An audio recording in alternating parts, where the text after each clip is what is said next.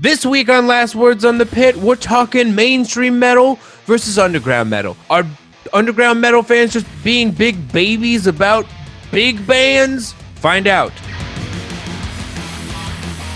Welcome back to this episode of Last Words on the Pit. I'm one of your co-hosts, Katy Irizarry of Season of Mist and Loudwire. And my name is Coyle, guitarist of Bad Wolves and host of the X-Man podcast. And I'm Jordan Olds from 2 Minutes to Late Night. This week, we have an incredible guest. We have Ethan McCarthy from Primitive Man, makes art under the name Hell Simulation. Ethan, how you doing, man? Other than everything being, worse than it's ever been. Peachy keen. Doing good.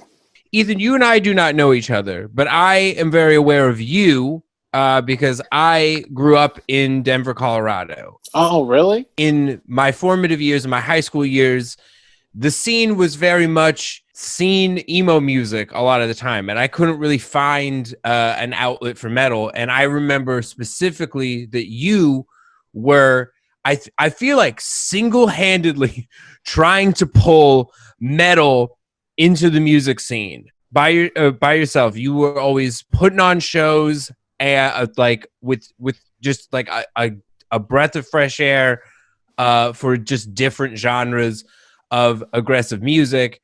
And I feel that the way that Denver, Colorado is kind of a mecca of heavy music now, I feel like that has so much to do with you.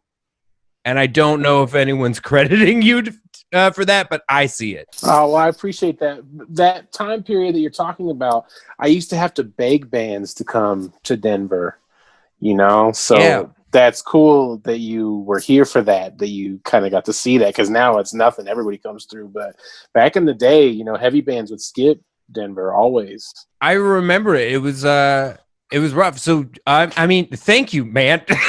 So, Ethan, lately it's come up, Primitive Man, your album has cracked the Billboard charts, and this is a huge deal. And it seems, you've been taking to social media and talking about a divide it's caused between your fans. Some people actually are pretty angry about that.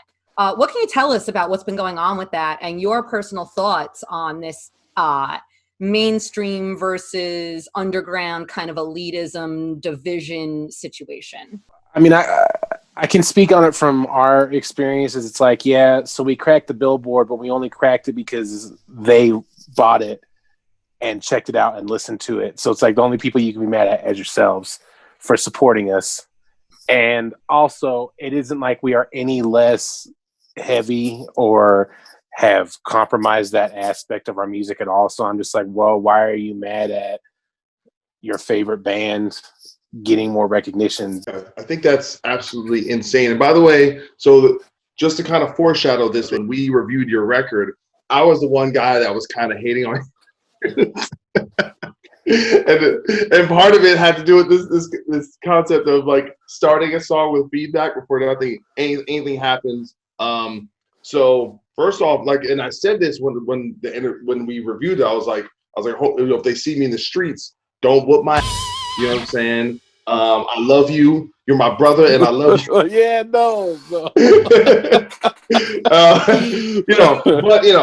Just in case the beef gets big, you know what I'm saying? I'm just putting that out there. You're my brother, and I love you. No, man, but most definitely. And here's the thing about it. Number one, we got that. Number two, I know that we're not for everybody. Like I know what I play. I am more amazed that people like it than I am when people don't, because it's up and it's harsh on purpose. And I won't get mad at you. It's okay. You don't have to like our record. I'll still be nice. I got plenty of friends that don't like our records. I'm still even the people that like your band don't like you that other people like you. So I used to write for VH1 for like a year. And a big topic that for me kept coming up was this idea about elitism in metal. And me, I've always been I came up in the underground, going to see Cryptopsy and Coalesce and Converge and Dying Fetus and whatever. But then I also liked pop music, and I liked emo music, and I liked thrash. I liked everything. So it's just this thing that I think is that to me at the crux of why metal has fallen out of kind of pop culture is that the underground does not in the aggregate support the bands that graduate up out of the underground. It's a haterized thing of like, and I think it's all cultural. It's about like, oh, those are bands. Those are like the, the guys that drinking Coors Light and they're slamming monsters. And they got, a pickup truck and we're over here and we're in Brooklyn and we're drinking PBR. And that's, I have a vest on and that's our thing and that's their thing. And once you kind of become that thing, now you're not one of us. And I think it's really at the heart of, it just doesn't make sense to me because I think a lot of it, and the only bands that the elitists do like that are big are old. So if you're an old band and you're big, I love you, yeah, Maiden, yeah, Metallica, yeah. Actually, well, even Metallica, I guess, is a band that people hate on as well. But I don't know. Well, here's the thing. I think that's a complicated issue because a lot of times bands soften up and then they get larger. Or like the album that put them up is not as extreme as previous things. I think that has a lot to do with that mentality. Cannibal Corpse, they're like the biggest death metal band of all time. I think I would say, at least in my opinion. And so Cannibal Corpse has stayed extremely heavy the entire time. You don't really hear people on Cannibal Corpse for having packed venues and all this kind of thing. But they also don't do anything corny like drink Monster Energy drink. You might catch them getting some Monster. They need energy. They need energy too. It takes a lot of work. It takes a lot of effort doing windmills. Man, I just don't think you're ever gonna see a Monster Energy drink logo on some Cannibal Corpse related. I think it's a complicated issue because they're the only band I can think of right now that has stayed heavy the whole time and have definitely outgrown the 250 cap club. I still see that as being kind of fringe, but looking at a Metallica or a Slayer that's selling out stadiums, that to me seems a little more mainstream. But I guess too, people do have different perspectives and different levels of it in different ways. Well, and I agree with you that those bands are much bigger than Cannibal Corpse. And I even felt weird saying that Cannibal Corpse is a mainstream band. They were in a Hollywood movie. They were in Ace Ventura. Yeah, so it's like find me someone at the Metallica level that is still as heavy as they were when they started. And then even then... I'll give you a band, Slipknot. Slipknot's just as heavy as pretty much the day they came out. I mean, it's not as raw, but they never stopped screaming. They never stopped with the down-tuned guitars. They never stopped, but they have always had poppy nu metal vocals and hooks. But I know, but find me a band that is truly extreme that is at that level. Like, well, no, because it's not by its nature. If you do not make something that it's called accessible because it can access people. So actually, I think a couple extreme bands have gotten bigger than Cannibal Corpse. The first one is Behemoth. I think it's probably bigger than Cannibal Corpse has ever been. And the other band is Amon Amarth. And they've gotten to that, they're not playing arenas. Actually, I'll put a third band in there, Parkway Drive, who is not a singy, they're a metalcore band. They're the most poppy on that whole list you just named. They don't sing. He'll do some. So we are seeing bands of extreme nature. Behemoth has not gotten soft, and they just keep getting bigger. And bigger, and I think bigger than a band like Cannibal Corpse because there is an imagery thing, and you do have a charismatic, good-looking frontman and all that kind of element of things. But the point I was making on Slipknot was they didn't get bigger by becoming softer. They have maintained kind of. It's been soft. I don't know about all that, man. Listen, man. I've seen Slipknot get ready to go on stage, and I've never seen any other band that's that intense and takes it that seriously and goes off that hard and bleed. Like, I'm sorry, I just flat out disagree with you. For the record, I don't know. I think the argument of what makes a band big or what makes something unappealing when it gets big is people feeling like the band has abandoned what made people enjoy them in the first place. You know, it's like, oh, they changed or they sold out. Like the sound is different. Because Ethan's talking about a band that starts out and then gets soft to get more famous. I think that also that did happen a little bit to Slipknot. They still have riffs. They still sound like Madball as a marching band, and I like it.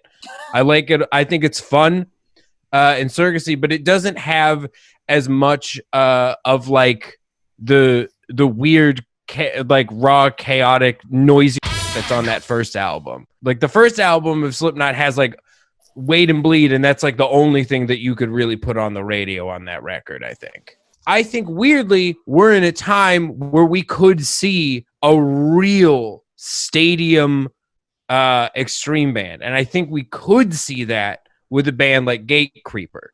I feel like they are weirdly crossing over. Like they're coming out, like they're not the first band in this decade to come out with the entombed chainsaw guitars or whatever, but there is something that is appealing about that particular death metal band to a lot of different people.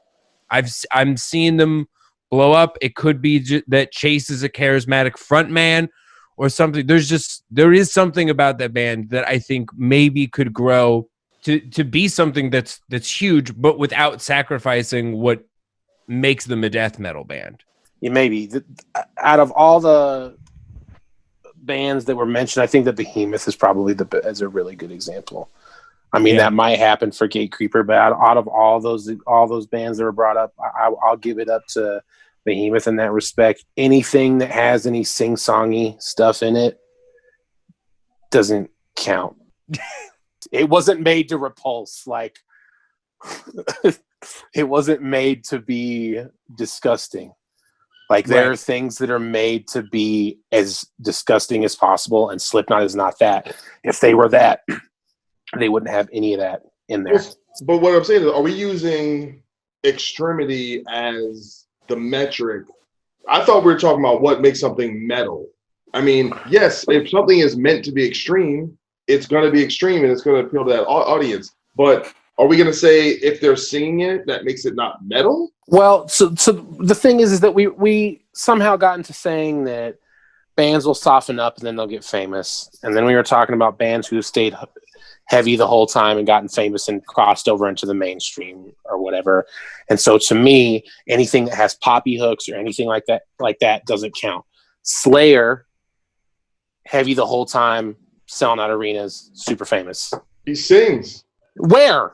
Dance with the dead in my dreams. Listen to the hollow screams. They had Diabolus in Musica, which was their album of trying to now adapt to the times and get that new kind of sound. So they did have a transition where I think they mellowed out. Or, I don't even know if mellowed out is the right word. Maybe they just are out of gas. Like, sorry, but not sorry. Like, they had some strong albums and just, I don't know what the hell's happened the past, 10 or so years. But, they broke up. Maybe. Yeah, and they retired, and let's face it, they'll be back. A band like Slayer, what really pisses me off, and see, the mainstream is just as responsible for keeping down the underground, and I saw this as Slayer as an example. On their farewell tour, they had a perfect opportunity to say not just goodbye to all their fans, but say, and you know what? Here's the young blood. Here's the next generation. Bring on Power Trip. Bring on Code Orange. Bring out something like that. Gatecreeper. Bring one of these bands out. Bring two of these bands out and show your fans and bring them into that generation. These are the most loyal, dedicated fans. And that these fans are bringing their kids as well. But they didn't do that. Instead, they had the same bands that they've always toured with. Okay, everyone already knows who Ministry is. Phil Anselmo was doing whatever Phil Anselmo was doing. That pisses me off. Metallica will bring out these bands. They'll bring out Baroness. They'll bring out Volbeat before these bands or anyone. And they'll do stuff like that. Slipknot is always bringing out younger bands, newer bands. King Diamond. The last tour I saw him on, he brought out Uncle Acid and Idle Hands. He's bringing out younger bands. But it makes me so angry when I see these big mainstream, I have a platform, I have an audience band. I don't even have a horse in this race anymore because I'm retiring, not opening up their doors and helping the underground break on up. And that pisses me off. And I'm sorry, I had to say that. I'm very angry about it. Yeah, that's a fair point. And we should mention Lamb of God, who has, recently added a little melody, but they're as big as any band that has been a primarily screaming, extreme type band and have gotten to a quasi arena level just being heavy, and maybe the biggest band besides Slayer of that level. But I will say Slayer does sing, okay? Just putting it out there. But not like Slipknot does. So? I think Slayer sings more than Slipknot. Like Slipknot has more screams and singing. He's like, man, the melody is too melody. I don't like it being melodious. I don't really listen to anything Diabolus and on. I'm not that familiar with it. So I guess I don't. Yeah. So I guess I don't know what happens then. I also don't think that Slayer ever plays anything. Like they play like 3 songs off of 3 albums anytime they played. They're not playing Diabolus live. Yeah, I've seen them live a bunch of times and they play the hits, and I'm like, all right. They learned their lesson. Yeah. They learned what their fans want, what their fans don't want, and that's why you will only see them play like those first 4 albums and select other songs. I guess what I'm saying is I think this conversation is at the heart of the division, is by saying, well, band X over here, they sing this kind of way, and that's unappealing to me because it represents this other thing that I don't identify with, when a lot of it is semantic. I don't know, man. I like Slipknot. It's fun, but most bands that sound like Slipknot or do the singing style that Ethan is talking about, it feels awkward to listen to. It makes me feel corny, and I don't like it. So I don't want to. I don't want to listen to it. It feels there's an immaturity to it. So I think that there is, like, I don't know if it's just that we've labeled, or if it's just that, there's a Monster Energy drink logo next to a certain band. I think that the way in which metal chooses to be pop and to be like, I guess the design of what like a metal pop song is, or like a mainstream version of that, is not appealing. That can sound bad. That can just not sound good. I think there's inherent hypocrisy built in that argument, because metal started out as poppy. It was started out with Iron Maiden and Judas Priest and Breaking the Law, which is a pop song, but Judas Priest is old and they got leather jackets on, so it's cool. So I can like that. But if you have, like, for example, a band like Avenged Sevenfold has more in common with Iron Maiden than they do with some radio rock whatever band, but because they're culturally more associated with that, it's more likely that an underground metalhead will them because they're good looking and they kind of roll with this crowd. But musically, they have more something like Dream Theater or something than they do some, like, than Godsmack. But But everything that you just mentioned. So here's the thing: is all those bands you mentioned, I don't like. Like, I don't like anything you just said. Sonically, that stuff, none of what you just said appeals to me. Painkiller comes on, you're not feeling Painkiller? I mean, like, I think that Judas Priest is cool, man, but I would be a fucking liar if I told you that I listen to them regularly. Same thing with Iron Maiden. It just never, like, hit me that way. Like, I liked them when I was younger, but it was just, like, really young. Like, but it's just not my thing. I mean, I respect them because they laid the groundwork for this shit, but I don't ever listen to it. I mean, I think when I think about old bands, I think about Sabbath and stuff, so and that's without Dio. Sabbath is pretty poppy too, man. Yeah, I know. I'm, like, coming from a way different place than a lot of people too, so I can acknowledge that. But, like, yeah, I mean, and Sabbath does get poppy, but that's it for me. That's, like, the lightest I'll go, I guess. I do like an unlistenable wall of chaotic noise that you might not be able to pick out most of the time. But there are bands that write extremely heavy stuff that you can kind of grab onto. I mean, Incantation is, like, one of my favorite bands, and you can remember their songs. Yeah. Like they're insane, like with heavy, and they sound more evil than most, especially those early records. And their songs are easy to remember. I mean, and I would say that Incantation versus a lot of the bands that you were bringing up earlier is like there's a definite sonic difference in the heaviness factor. Like if you were to tell me that Slipknot is anywhere near as heavy as Incantation, I have to end this call. Well, but I think not understanding the through line between, Slipknot being the first band of that magnitude to have crazy fast double bass and have blast beats in their songs, and like their guitar player has a Immolation tattoo. Like, yeah, but Immolation and Morbid Angel and all those bands existed before this. That's not my point. But guess what? Morbid Angel wasn't number one on the Billboard, and Morbid Angel wasn't headlining an arena. Like, it's a different, not being able to see the through line, that the components of what an Incantation or a Deicide and Suffocation, those bands do, and the through line between that and what Slipknot became, and understand there are common threads through that, and that, yeah, it's not going to be the same thing, but the point is it is not for it to be the same thing. The point is that death metal end up influencing some bands that went on to become really massive, and that becomes that gets younger kids into these extreme bands. We have Doc saying that the reason that there is a separation is because we've made it cultural, and the other half of the argument is about how it sounds. It's a sonic difference. To me, it's a sonic yeah. difference, and you're never going to get the side that I like is never going to have the same kind of success as the side that Doc is defending. It's just not going to happen. It's not as palatable. You can't do it. I agree. It's not as palatable. It's never going to happen. That's all at the end. That's like my point, is that you're never, it's a shame. It's a shame that Slipknot didn't get where they're at playing like Immolation.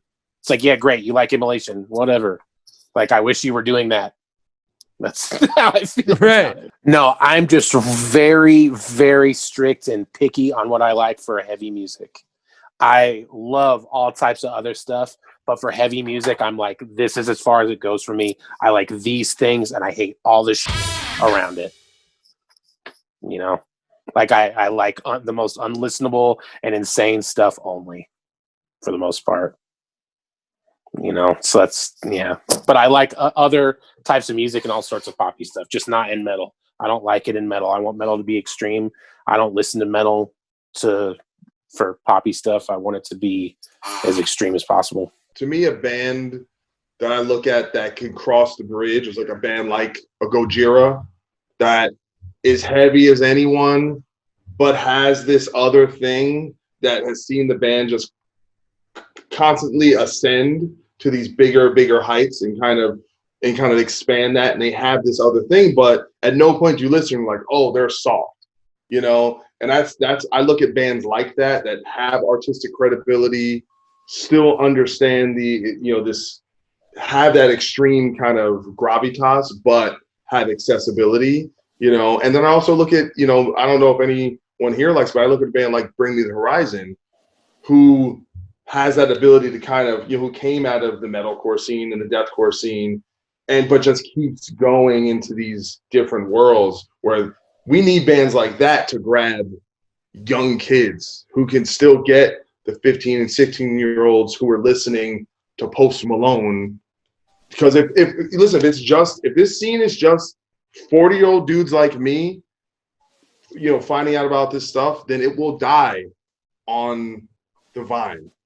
And we have to constantly be refreshing the scene with young people, and you can only do that with bands that can reach out. So that's just my final thing. Well, but I've had like 3 generations of young kids come through and seen crazy from shows that I'm throwing. I don't think that you need that for kids to get into extreme metal. There's people that skip that. I don't see a direct path between Bring Me the Horizon and like Dark Throne or something. I know. Danny Filth did sing on that song on that last 2 albums ago. All right. Everyone has their gateway, and I think sometimes it's generational. For instance, someone like me and Jordan, our particular generation grew up with nu metal, and there'd been other bands that maybe we had been introduced to before, but I'm not necessarily speaking for Jordan, but for me and for just people in my generation. I get into Marilyn Manson. I found out Twiggy Ramirez is Geordie White. Maynard is also in another band. They're in A Perfect Circle. I get into that. A Perfect Circle had somehow connected me to like Cradle of Filth. Like there was just this natural progression. Cradle of Filth eventually, all of the quintessential black metal bands, Dimmu Borgir, Immortal, Mayhem, like all of the basics. And you just kind of keep building from there and there. But everyone has their own trajectory, and I don't think it's fair to invalidate anyone's trajectory. So there's other people who their trajectory was Kiss. There's other people who it was maybe Van Halen. And there's others who might have gotten into it, and now, especially this generation, they don't necessarily have the same trajectory. Theirs might just be, I saw a show on a flyer and I just showed up to it, and now I like these bands. Or now music is so much more accessible in a different way than when we were growing up. For me, it was MTV, TRL, there were magazines, there was all of the stuff that was out there but at the same time it was limited. It was stuff you had to really put effort into procuring. Now you just go on Spotify, you just go on Google, you just go on Twitter. So I think music is definitely hitting people in a way different trajectory. So, but at the same time, you can't invalidate, because there is someone out there who, Bring Me the Horizon might have also led them to Cradle of Filth, or something along those lines. Like that. That's basically what I'm trying to say. There's different ways, there's different lines, and you can't really say one band means more than the other, because everyone is going to find music differently. And especially now, as we see the music generations expanding, and there's more and more decades and years behind metal since it first started. Well, that does it for us here at Last Words on the Pit. Ethan, do you want to tell people where they can follow you on social media and about your album that sounds like someone getting slowly smashed with a brick? We're called Primitive Man. We have a website, primitivemandoom.com, and I'm putting out some art on hellsimulation.com or Hell Simulation everywhere, all social media and all that stuff. Primitive Man Doom on all social media, and that's it. Does your cat have an Instagram? It's hard to see. Oh, the baby. Just a little baby.